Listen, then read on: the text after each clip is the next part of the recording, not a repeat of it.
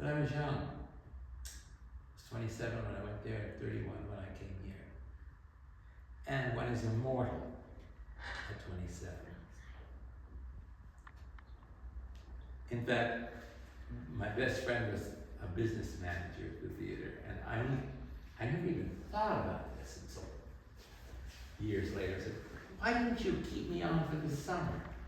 I said, because you weren't producing anything. I could have been working ahead of time, but no, they didn't find necessary to pay me a salary in summer, so I would drive east to do summer stock. And summer stock is even more expedient than one show a month. It's one show a week with stars that come. And the theater is a converted barn, and we supply the audience and the sets. And I was great at that. A lot of bedroom comedies, a lot of ancient movie stars, some very nice and some not so nice. Because I think they were only making $200 a week. I didn't come down from. But I got to meet a lot of famous people. I was Tula Bankin's chauffeur. I was a dresser for, before I was a set designer. Summer stock is just a way of life anyway. So I was going to the Pocono Playhouse, which is one of the best of summer stock. I worked myself up to the ivory tower status in summer theater. And I ran off the road. I encountered a whole flock, or whatever you call turtles, crossing the highway in the Ozarks. And I tried to avoid them. And there was no shoulder. And so I flipped my car over 6 times, head over heels, not side by side, the long way. And luckily I wasn't strapped in, because I ended up in the back, and there was no more hatchback. It was gone. And I broke my back. So I was in the hospital when Oregon called and said, we hear that you might be considering another position. And the reason they knew about me is that I had just done a show at Purdue of Cyrano de Bergerac. And they wanted me back at Purdue. And they actually said, we'll give you an enormous raise and rank if you come back to Purdue. Well, I liked Purdue, but it was in the middle of nowhere, in Lafayette, Indiana. My parents both went to Purdue. Cold winters, Yeah. flat. You think Kansas is flat? It's not. It's like this. Northern Indiana is flat. And just as I gave notice, actually, when I got a call from the dean saying they were not authorized to give you that job. Period. And I was just, so I had to go back to Hatton and say, I guess I'm not going to leave you. And they were only too happy, but they wouldn't give me a raise, which I really was overdue 4 years for. And then when Oregon called, I thought, that's really too swell. But even then I came up here to see what it was all about. And I loved Oregon. And I thought, if anything goes wrong, if I really don't like it, I'm familiar with Seattle and I can go back. And I did. The very first summer after my first year here, I was designing summer theater in Seattle, and for Seattle Rep and ACT. And I thought about leaving in the 80s and interviewed at 4 or 5 other schools, but nothing was quite as lovely as here. So I stayed, and then the Hall Center opened. Yeah. And then it was a bonanza, 10 shows, 15 shows a year. You know, I was really thin then. So I don't think that my choices were always scientific. I'm so glad, because even though it was an academic position, and anyone who knows me knows that I am not an academic.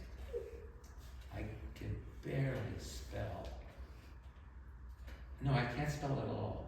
I think about spell check to solve that.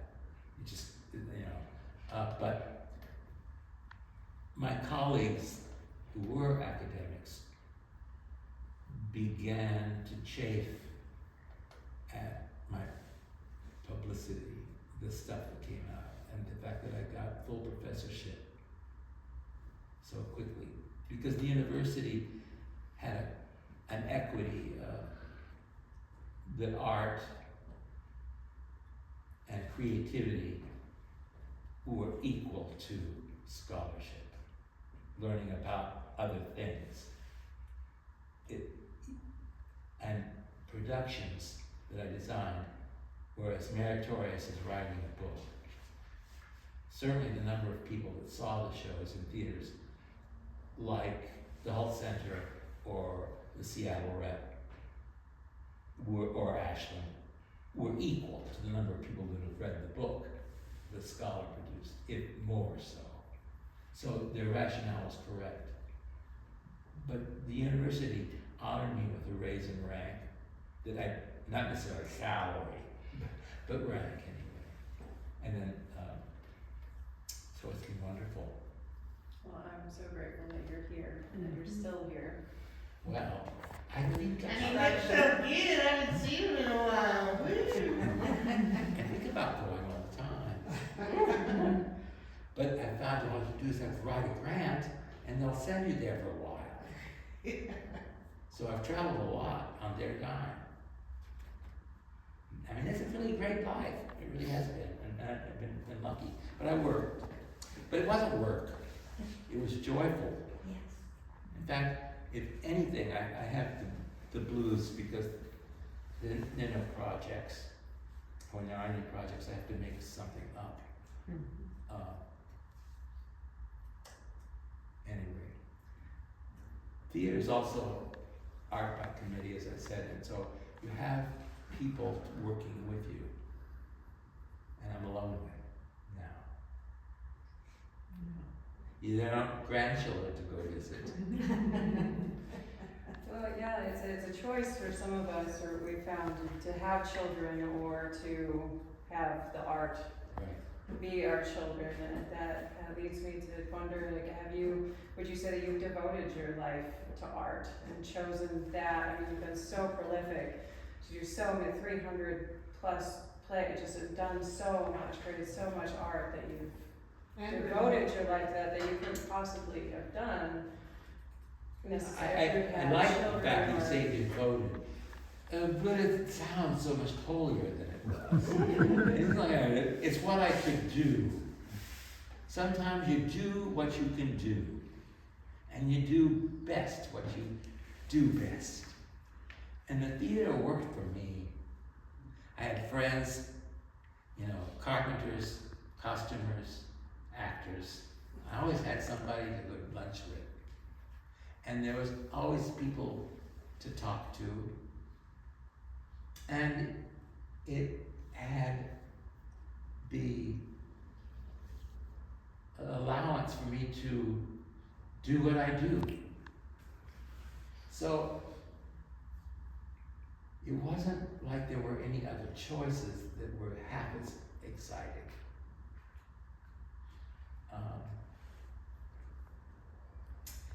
No, it's just luck, I think. Luck, or I shouldn't say luck, because I don't believe in accidents. I think there was a kind of plan, but I wasn't always in charge. and I shouldn't take any credit for it, because I could have made some really terrible decisions, but in the end, my Tory and pragmatic said, I don't think this is for me, so. Well, I'm sure most of us would be thrilled to go to lunch with you anytime. I'll take you up on that. Yes. And how have you sustained your inspiration just over the years for a certain project? And just throughout the years, what? Well, this is have you another noticed? thing that I've been thinking about this question. When I was a kid, we didn't have television then. I think it had been invented, we just didn't have it in our neighborhood until the mid-50s. But we had radio. And radio, to me, was a very rich form of entertainment. I loved all those shows, and we had them all. And we would come home as a family and sit around this ginormous console. It also had a record player, and you could pull out and listen to my friend Irma. Sky King, Yukon Pete, all these different shows. And in my head, I saw all the characters. I saw where they were. There was no picture of them. I just knew this is what. Armis Brooks was also one of those places.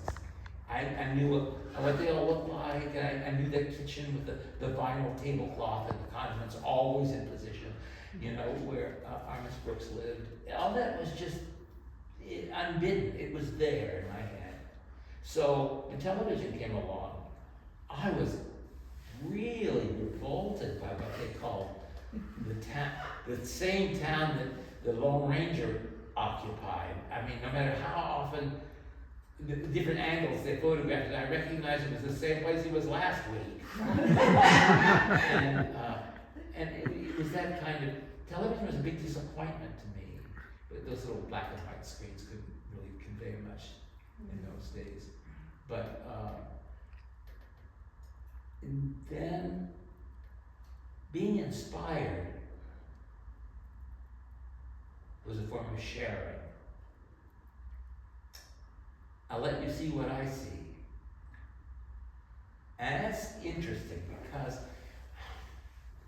there's something else in this that gets spooky when you talk about it too much. And that is, inspiration comes from there's a word spirit in there. And we put that word spirit in inspiration as well as expiration. Expiration meaning you die. It's over. It's done. Inspiration is breathing in, inhaling, and living. And there's something, dare I say, magical about the universe that our age doesn't subscribe to yet. But we'll come back to it, because these things are cyclical. And they'll begin to accept the fact that they don't understand everything. They don't understand what's to happen or where we came from. And so religions evolve. And they can be really quite good religions, and they can actually kind of coin a mythology that really explains things and makes people behave better, perhaps. But by and large, it's all guesswork. And I'm trying to say this as nicely as I can. Let me see. I think that intuition and inspiration and blind chance, if that's what you want to call it, are all part of a magic that we inhabit. And if I could really articulate this, I would be not in an art gallery, but behind a podium in a church. And I don't want to go there. But I do know that there's more than meets the eye in everything we do. I was on an angel kick a few years ago, and I memorized angels' names. A lot of angels, you know. Something about 1,000 on the pen of a needle. They all have names, and the interesting thing is those names have been around since ancient Egypt and Babylon. Long before Christianity or even one God, those angels are there in text and in hieroglyphics. And I thought, wasn't that interesting that Gabriel was Gabriel in 10,000 BC? Isn't that curious? That that Dionysus has the same attributes of Christ, of wine and dying and being reborn. How curious. And so I've made a point to study angels. And I think that we all are angels. Every one of us is an angel. I don't know if it's come back to you as often as it comes back to me. But as a teacher, I think you get this feedback. Oh, Mr. Williams, if you hadn't been there at that moment, I would be a different person. Or you saved me. Or you walked into the room and I knew that I was on the wrong track. Now, I didn't say anything, I don't feel responsible for this, but I was in many ways a surrogate magic person. And I believe we have that power to be there and help people. It's hard to go much further than that without inventing some of my own mythology. But I know that I've had a dozen fairy godmothers in my life, beyond my own. And I've had a couple of villains. I fell in love with my 6th grade teacher, my first male teacher. I grew up in a family that was my childhood was like Little Women. I had 4 older sisters. One of them was a twin, but she's 10 minutes older, and she always let me know that. So with my 4 sisters and my mother and my father in the Navy in World War II, I was surrounded by women. So Mr. Jobs was really the first male in my life that, and he was such a nice guy. So I wrote a love letter to him. He was in the hospital being treated for shrapnel from the Korean War conflict, and we thought we were going to lose him. And so we had a raft of substitutes that year. But we behaved because we all loved him. We all knew that to behave was a kindness to our teacher who wasn't able to be there. The substitutes always remarked what a mannerly class that was. But one substitute was shocked by my protestation of love at show and tell, because I was proud of this. And it was an age long before I had carnal thoughts. So it was innocent, and yet the alarms went off. And the principal asked me for that letter at recess, and I was so proud of it, I gave it to her, never to see it again. And then she said, I don't think you should come here and do 7th grade. Oh. You might be contagious. And that was backed up by the head of the PTA. And everybody talked about it. Luckily, I didn't know it was happening. I was kept distracted. My mother was clever, and she enrolled me in another school that had 7th grade as part of a junior high school, under the pretext that it was more advantageous as a stepping stone to senior high school. And so I rejoined my old friends in 8th grade in the new high school, the one I gave birth to. Oh, that's magic. So I didn't live with that, because everybody else knew but me what was going on. And I wasn't exactly really popular in high school, except I did all the bulletin boards. And because of all the bulletin boards, I never improved my spelling. But I had the best bulletin boards in the city. I always tell people I really majored in show and tell, as I'm telling you now. And teachers would say, he's got to do something more than become a hairdresser. Not that hairdressers aren't important. I think they are. So she sent my application to Carnegie Mellon. I'd already had my college tuition prepaid at a small church college in the middle of Iowa. And I was looking forward to becoming a cheerleader because they had boy cheerleaders. I didn't want to play football, but I loved to cheer and leap and jump. But when they accepted me at Carnegie Tech based on my portfolio, it was decided that's where I would go. And my father, fortunately, his career had improved greatly and he could afford to send me. And that was a chapter that changed everything too. That one teacher could do such magic to one life. And they line up all these wonderful fairy godmothers in my life. One or two were men, but mostly they were women. So that's how come I'm here. I was talking about spirit. Spirit, you know, I did that bit about spirit.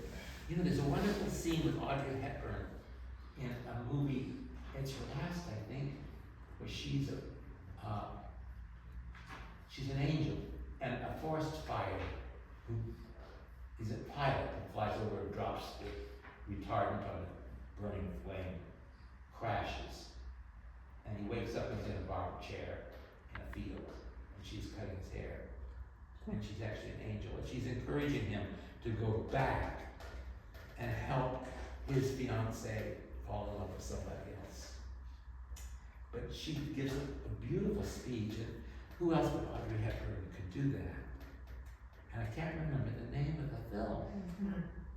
Do you? No. You want me to Google it? Say Do you want me to Google it? We'll all Google it. Yes, Google it. it's, you know, if you look at Audrey Hepburn, Audrey Hepburn's last movie. Yeah. and her list of filmography, it'll be right there at the end. And it's just, it's not the main character, it's just this 10-minute spot. So I'm hearing that you follow your inspiration and your imagination Yes. and look for the helpers in life, look for the angels. Yeah, and they too, in the theater, of course, they're there either by employment or education, you know. Sometimes you wish there were more, sometimes you wish you could dream bigger, sometimes it's not big. Are there ever any times that you feel like you're bored or uninspired?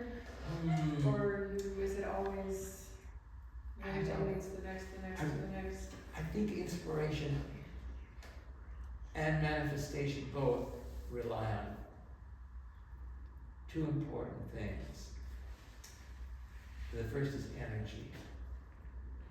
If you don't have energy, you can't go further. And that's a gift. Energy is a gift. And your physical health is tied with that. If you're not well, you can't continue. So when you have physical health and you have energy, you can fly. As I'm sure you've watched Judd fly. I mean, I look at his work and I'm absolutely amazed how this could go with that and work so beautifully. And another one, and another one, another one, all in different languages. He speaks 10 different languages in design. And it just amazes me. You talk about people being inspired by other people. Of course I have my icons, artists who just floor me by their talent. And Judd is one of them. And he's in my own hometown. There's a figurative artist I really like, whose work is closely tied with the Cirque du Soleil. If you ever go to, what is that casino in Las Vegas, Bellagio? It's called Always. Always. The The movie's movie. Always. Yes, thank you very much. I know it wasn't Not the forest name of fire, I the know it wasn't fire, but it said Always. So that was their song. And Holly, the female star is Holly Hunter Holly Hunter and Richard Dreyfuss. and Richard Dreyfuss. Is it really a It's a spell? Spielberg movie. But look for the angels. Yeah. Look for the need for sneaky, you know, they are sneaky. You could be an angel and not even know it.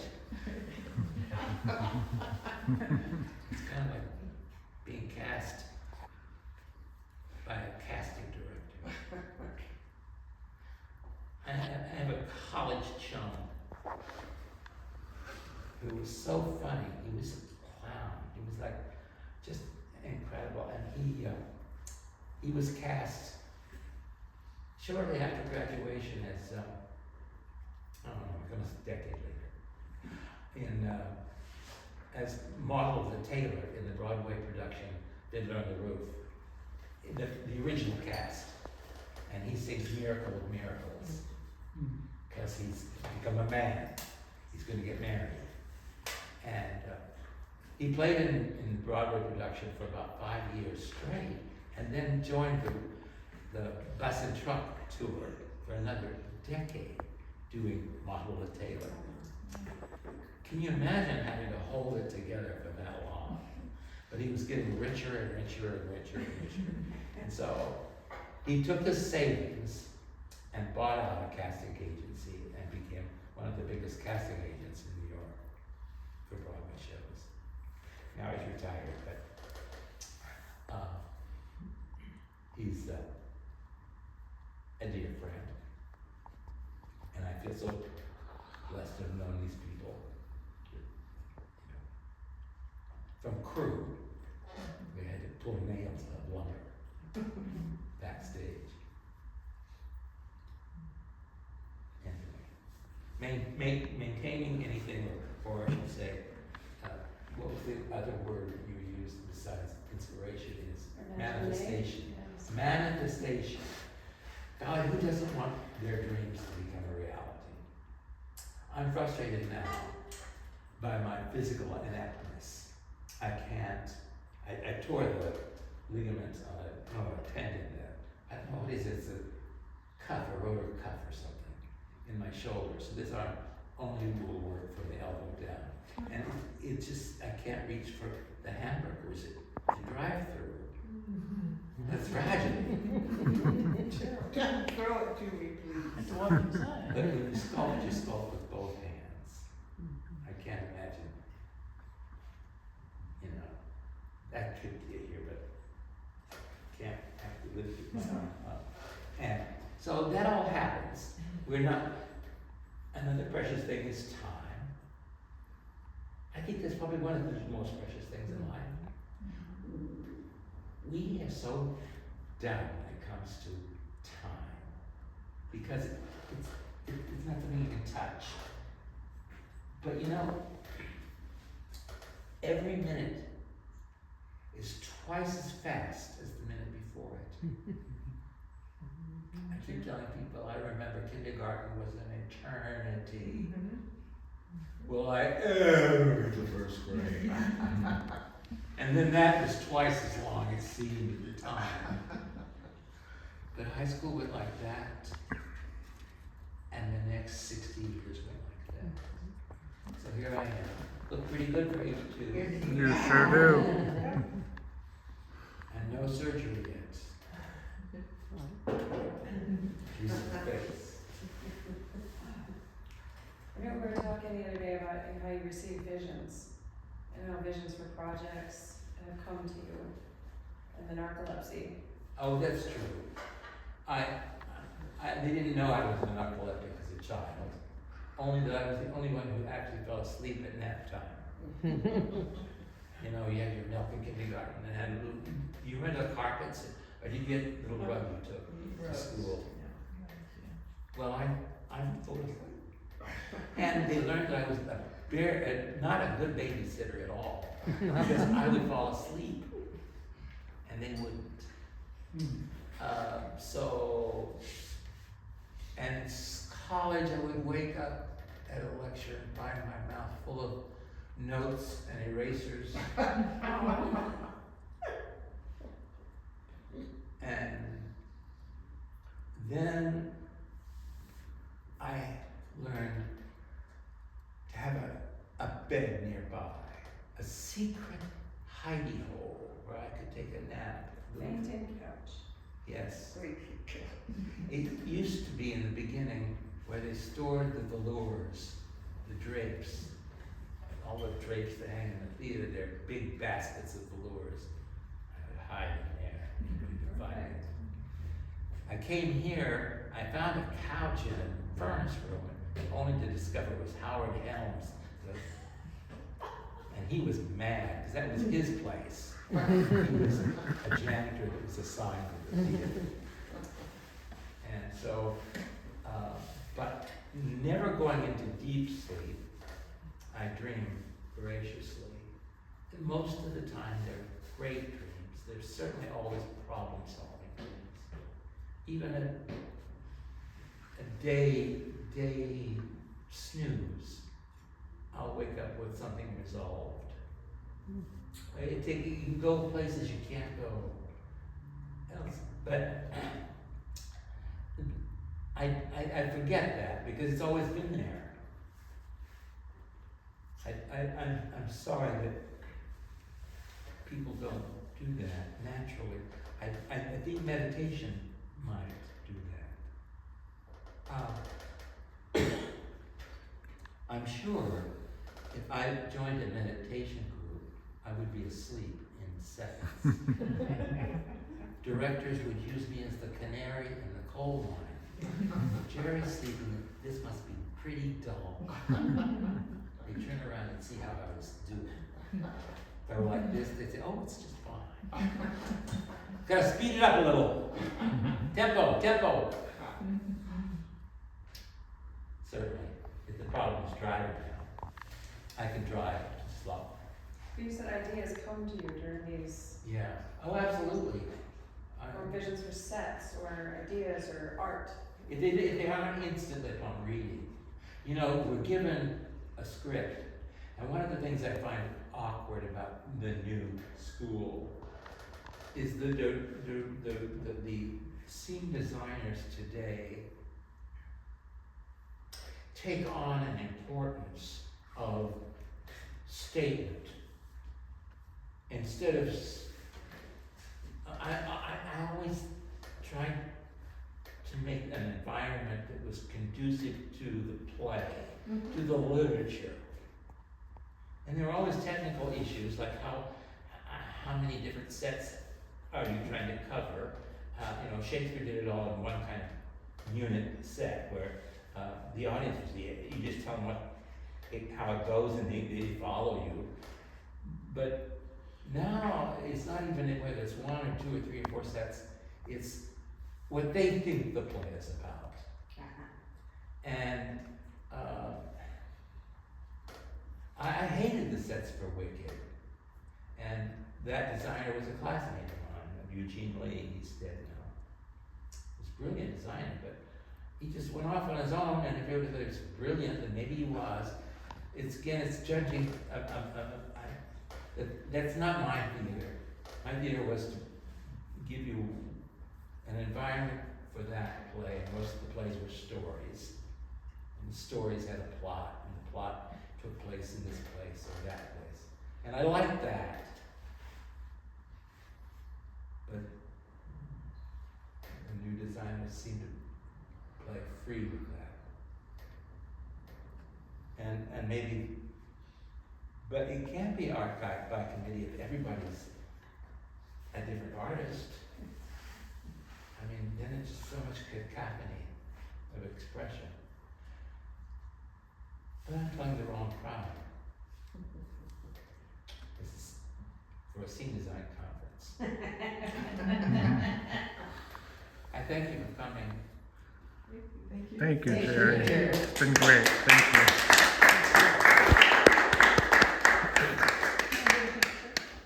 Sure. I'm always little.